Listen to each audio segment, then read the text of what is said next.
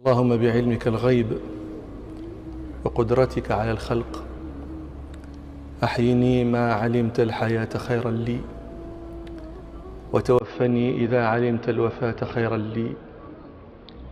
اللهم إني أسألك خشيتك في الغيب والشهادة، وأسألك كلمة الحق في الغضب والرضا، وأسألك القصد في الفقر والغنى، وأسألك نعيما لا ينفد، وأسألك قرة عين لا تنقطع، وأسألك الرضا بعد القضاء، وأسألك برد العيش بعد الموت، وأسألك لذة النظر إلى وجهك والشوق إلى لقائك في غير ضراء مضرة ولا فتنة مضلة.